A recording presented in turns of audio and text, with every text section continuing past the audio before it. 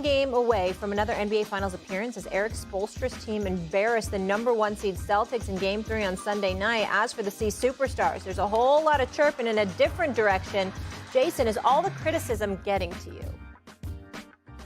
I deleted Twitter from my phone to start the playoffs, so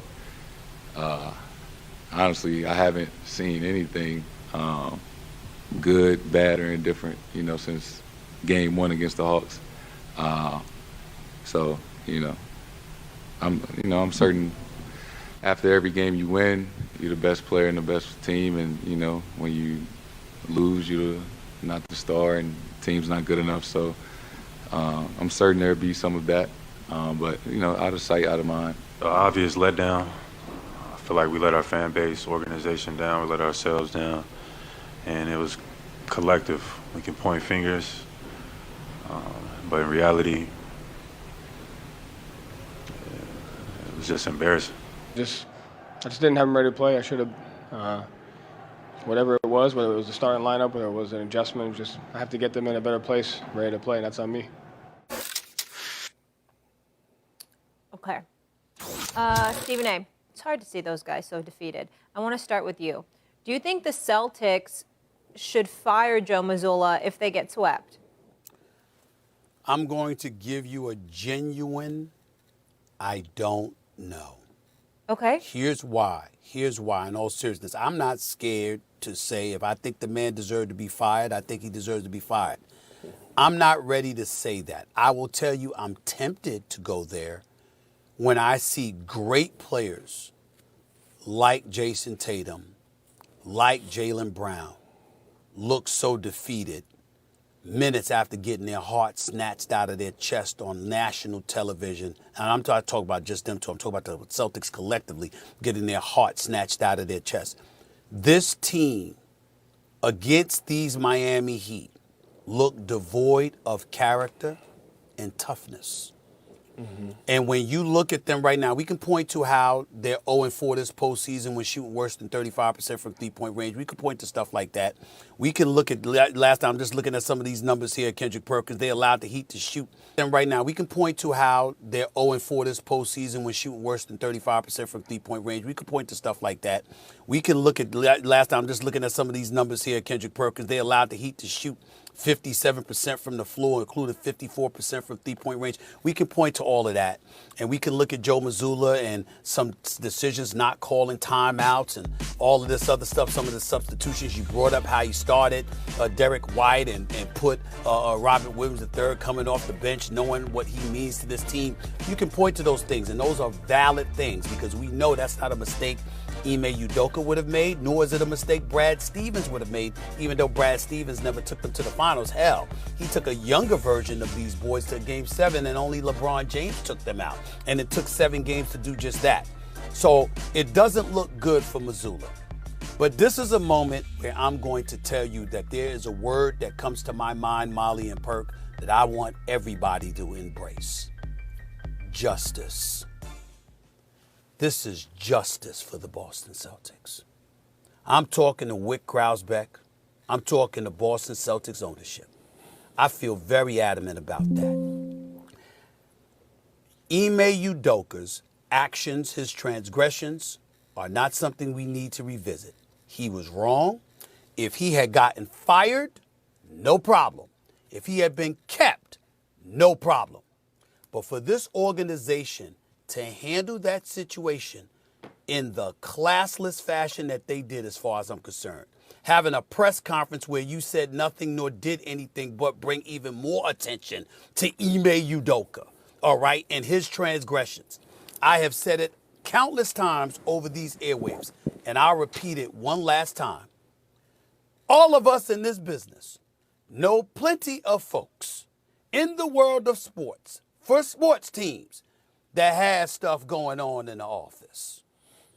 It was an HR matter. We know people who've been fired, Molly, and Perk knows I'm telling the truth, who've been fired for doing the same thing. We never heard a word. But now everybody know what Ime Udoka did because of the way the Boston Celtics handled it. And then we want to be sensitive, obviously, to the other party, as we should. But nobody thought about the lack of sensitivity to Nia Long. Come on. And what attention it brought Come to on. her. And Come how on. her name and her child were raked through the coals, put Come out on. on public display. They didn't think about that. Come on. They didn't care. And so for me, when I think about that and I think about what's happening now, maybe it's because you have the coach you shouldn't have. Because he should have been an assistant on the bench. Maybe even though he knows basketball backwards and forwards and he can coach, all right, because he did have a good season. He wasn't a bad coach by any stretch of the imagination. But it's clear he wasn't Ime Udoka. All right? And so when maybe you're suffering when you're suffering. Remember, Jaylen Brown spoke out about it. But they were muzzled to some degree. Marcus Smart spoke out about it, but they were muzzled to some degree. Because not only did you make that decision about Ime Udoka, you insisted that the players not even comment about it nor speak to him. Come on. I mean, this is what they did. And so when you think about it from that perspective and you look at what's happening to the Boston Celtics right now, I'm sad for Jason Tatum. I love Jason Tatum. Love him to death. Jaylen Brown is that dude. It's a real brother right there. Got nothing but love for him. It's a bad time for him. It's a bad time for them. They don't look good right now based on their performance on the basketball court. Those are good brothers.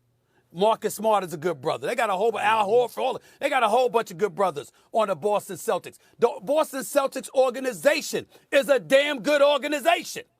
But leadership from the top in that particular issue, all right, stained this franchise. And as far as I'm concerned, it should for years to come. It is justice what is happening to them right now. That's right, I said it. And I mean every damn syllable that I uttered. So, Stephen A., when man, you just spoke the gospel. When I think about Joe Mazzulla.